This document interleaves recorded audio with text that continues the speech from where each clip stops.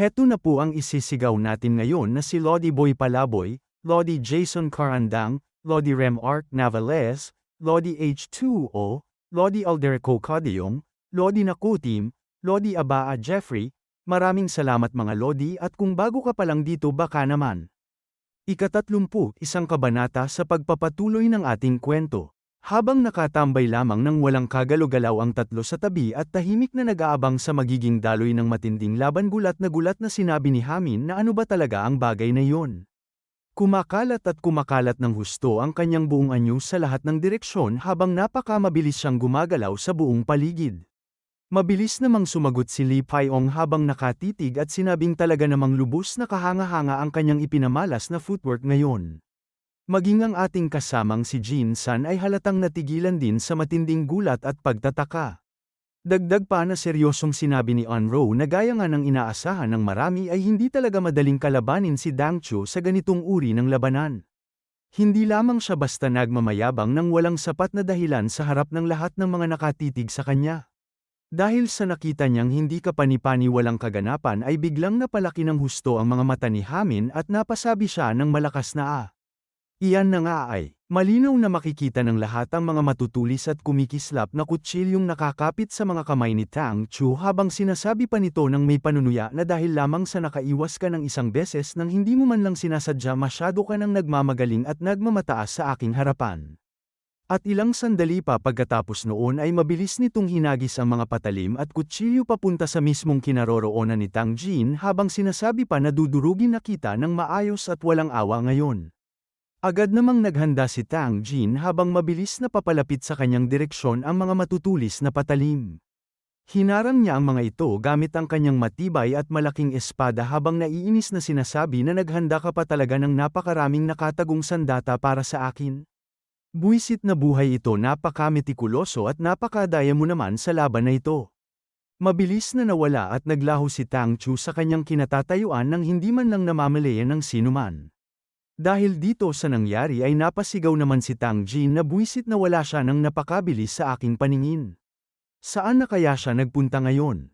Napatingin at napalingon si Tang Jin sa kanyang gilid ng tahimik habang maingat na naghahanap sa paligid. Mula sa kabilang gilid naman ay hahampasin na siya ni Tang Chu ng kanyang mabilis at mabigat na letigo habang sinasabi na napakakatawa-tawa mo talagang tignan. Hindi mo man lang masundan ang ganitong napakasimpleng galaw mula sa akin. Makikita ang napakalakas at napakatinding paghampas ng letigo sa hangin habang mabilis na umaangat ang makapal at madilim na usok. Mabilis namang umikot at gamulong sa lupa si Tang Jin habang patuloy pa rin siyang hinahabol ng matalas na letigo. Agad siyang dumipensa at nagtago gamit ang kanyang matibay na kalasag habang napangiwi ang kanyang bibig sa matinding hirap at sakit. Agad siyang mabilis na kumilos at gamulong muli upang makaiwas sa sunod-sunod na nakamamatay na panganib. Tumigil muna sa pag-atake si Tang Chu habang malinaw na makikita ang makapal na usok sa pagitan nilang dalawang naglalaban. May pang-aasar at panunuya pang sinabi si Tang Chu sa kanya na nakaiwas ka pa pala sa lagay na yan? At talagang lakas loob ka pang gumagamit ng Naryutagon ngayon. Bagay na bagay nga ang galaw na yan sa katulad mong mahina. Ang mga taong gumagamit ng Naryutagon, inihahalin tulad lamang ito sa isang napakatamad na galaw na tinutuya ng marami bilang martial donkey rolling. Napasabi naman sa kanyang sariling isip si Tang Jin na ano naman kaya ang masama sa paggamit ng Naryutagon na ito. Maaaring katawa-tawa nga itong tingnan sa mata ng ibang tao pero hindi naman ako matatalo ng dahil lamang sa naging anyo o itsura ng aking galaw. Ang pinakamahalaga sa lahat para sa akin ay makaiwas at manalo sa matinding laban na ito. Napangiwi siya ng kanyang bibig habang nag-iisip at muling sinabi pa sa kanyang isip na kahit paano naman ay kaya ko namang depensahan ang aking sarili pero ang pangunahing problema ko pa rin talaga ay ang aking mahinang pag-atake, buwisit. May pang-aasar at tahasang panunuya pang muling sinabi si Tang Chu sa kanya na kaya pala ganoon na lamang ang yabang mo sa akin kanina para lamang ipakita sa akin ang katatawan ng Naryutagon na yan. Napakakaawa-awang hanggal ka talaga. Iyan lamang ba talaga ang natutunan mo hanggang ngayon mula sa iyong napakahabang pagsasanay? Malinaw na makikita ng lahat ang nakakainis at nakalolokong ngisi sa mukha ni Tang Chu habang nakatingin sa kanya.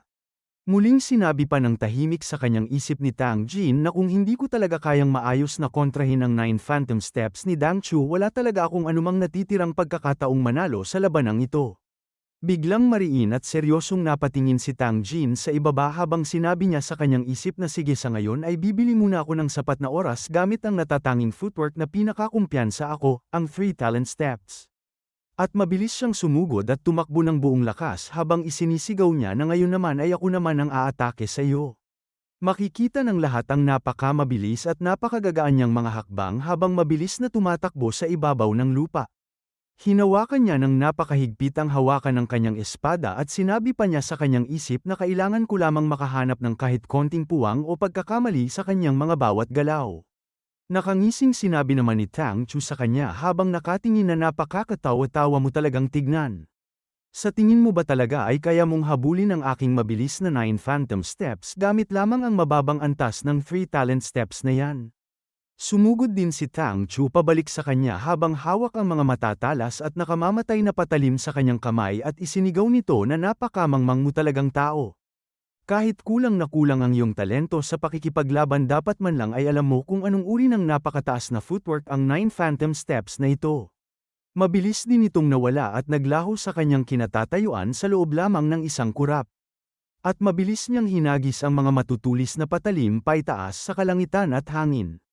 Sunod-sunod na hinagisan niya si Tang Jin ng mga matutulis na patalim habang mabilis din itong hinarang at isinangga ng buong husay ni Tang Jin. Napangiwi ang mukha ni Tang Jin sa matinding pressure at lakas habang patuloy pa rin sa walang patid at walang awang pag-atake si Tang Chu sa kanya. Halatang halata na napapaatras na ng husto si Tang Jin sa sunod-sunod at mabibigat na mga atake ng kanyang kalaban. Makikita ang matalas na latigo na patuloy na humahagupit ng napakalakas at napakabilis sa hangin.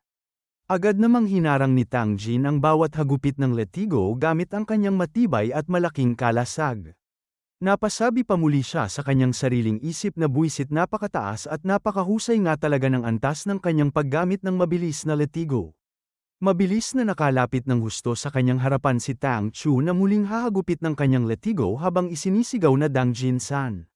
Hindi mo ako kailanman matatalo at mapatutumba sa laban na ito. May nakakainis at nakatatakot pa itong ngisi sa mukha habang isinisigaw na aminin mo na ang iyong lubos na pagkatalo ikaw na napakahangal na tao. Makikita naman ang matinding gulat at pagtataka sa mukha ni Tang Jin habang nakatitig sa kalaban. Isang napakalakas at nakatatakot na hampas ng latigo ang pinatama ni Tang Chu at makikita ang napakalakas na puwersa nito habang mabilis na kumalat ang makapal na usok at alikabok sa hangin. Naharang naman ng matibay na kalasag ni Tang Jin ang napakalakas at nakamamatay na hagupit ng mabilis na latigo. Napasabi pa siya sa kanyang isip nang may pag-aalala na buwisit hindi ko man lang ito naharang ng maayos at kumpleto gamit ang kalasag. Makikita pa rin sa hangin ang mabilis na latigo ni Tang Chu habang patuloy na sumasayaw at humahagupit. Mariin at matalim ang mga tingin nito habang sinasabi pa na hindi na ako magpipigil pa sa iyo kahit kailan mula ngayon. At pagkatapos nyon ay mabilis niyang hinampas muli si Tang Jin ng latigo na mabilis din niyang iniiwasan kasabay ng patuloy na pagharang ng kanyang matibay na kalasag. Makikita na napangiwi ng husto ang mukha ni Tang Jin sa matinding pagod habang patuloy na hinaharangan ng kanyang kalasag ang bawat mabigat na hagupit ng latigo. Masayang-masaya na hinahampas ni Tang Chu ang kanyang latigo habang sinasabi niya na sisiguraduhin kong hindi ka na muling maglalakas loob na tumingin pa sa aking mga mata kailanman sa buhay mo. Bigla namang lumiwanag at kumislap ang mga mata ni Tang Jin habang mabilis niyang nakikita ang eksaktong direksyon ng latigong hahampas sa kanya. Napakagat ng mga ngipin si Tang Jin habang sinasabi niya sa kanyang isip na sige lang magpakawala ka lang ng magpakawala ng lahat ng galaw at atake na gusto mo. Dagdag pa niya habang malinaw na makikita ng lahat ang mabilis na paghakbang ni Tang Chu na kabisado at kabisado ko na ang bawat natatanging hakbang ng iyong ipinagmamalaking 9 Phantom Steps. At ilang sandali pa ay makikita si Tang Chu sa mismong ere habang gumagawa ng isang napakalakas na paghampas kay Tang Jin na nasa ibaba. Makikita ang nakakainis na mukha ni Tang Chu habang nakangisi ng may labis na kumpiyansa sa sarili. Samantalang napakaseryoso naman ang mukha ni Tang Jin habang buong tatag na nakaharang ang kanyang matibay na kalasag. Seryosong-seryosong pinapanood naman silang dalawa ng referee mula sa di kalayuan ng lugar na iyon. At sinabi nito sa kanyang sariling isip na buwisit tila naiipit at natataranta na ng tuluyan sa sulok ang anak ni Chilho. Pero bakit kaya hindi man lang nakikialam o tumutulong ang kanyang mga kasamahan? Napatingin naman si Lee Pyong sa kanya habang sinasabi pa ng referee sa kanyang isip na talagang naniniwala ba silang mananalo pa siya sa lagay na yan? Sinabi pa muli ng referee habang mabilis na umaatras si Tang Chu na mabuti naman at talagang gumagaling at tumitindi na ang kanyang mga bawat galaw. Mariin at seryoso ang naging tingin ng referee habang sinasabi niya sa kanyang isip na tila nabubuhay at nagiging lubos na epektibo na ang 3 talent steps. Ito, baka kaya niya talagang baligtarin ang buong sitwasyon ng kanilang laban. Mabilis na napunta naman sa mismong likuran ni Tang Jin si Tang Chu habang nakangisi ito ng napakatagumpay at napakasaya. At isinigaw pa ni Tang Chu sa kanya ng malakas na ngayon oras na para tuluyang tapusin ang laban na ito. Lumuhad ka ng tahimik at magmakaawa sa aking harapan. Mabilis na lumilipad at sumasayaw ang mabilis na latigo ni Tang Chu sa hangin. Napakalapit na nitong tumama at hamampas sa mismong mukha ni Tang Jin. Ngunit sa isang napakamabilis na sandali ay mabilis na umikot ang paa ni Tang Jin sa ibabaw ng lupa. Mabilis na nakaiwas si Tang Jin sa napakamabilis at nakamamatay na pag-atake ni Tang Chu. Biglang napangisi si Tang Jin habang napasabi naman sa matinding gulat at takot si Tang Chu na ano. Paano mo nagawa ang bagay na yon? Malinaw na makikita ng lahat ang kanyang matalim na espada na mabilis na tumataga at sumasayat paitaas. At sinabi pa ni Tang Jin nang may kumpiyansa na nabasa at naunawaan ko na ng buo ang lahat ng galaw mo. Napakalapit ng tumama at hamawa ng kanyang espada sa mismong mukha ni Tang Chu. Dumadampi at humahagip na ang matalim na espada sa mukha ni Tang Chu habang mabilis na sinasabi pa ni Tang Jin na tuluyan ang nabunyag at nabasa sa akin ang iyong 9 phantom steps. Makikita ang napakalakas at napakatinding pagsigaw ni Tang Jin habang ibinubuhos ang lahat ng kanyang natitirang lakas. Tumama ng buong tindi at lakas ang kanyang espada sa mukha ni Tang Chu at mabilis na kumalat ang sariwang dugo sa buong hangin. At dito na po nagtatapos ang ika-31 kabanata.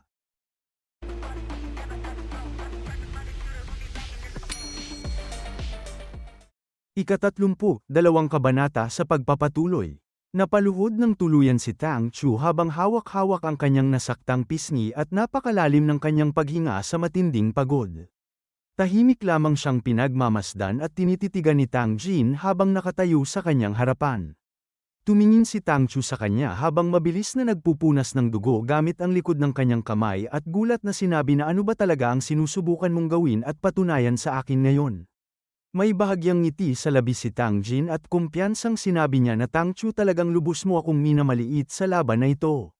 Maaaring hindi ko man kayang gamitin ng buong husay at maayos ang 9 illusory steps pero matagal ko na ring pinag-aralan ng mabuti ito kaya alam na alam ko na ang bawat formula nito.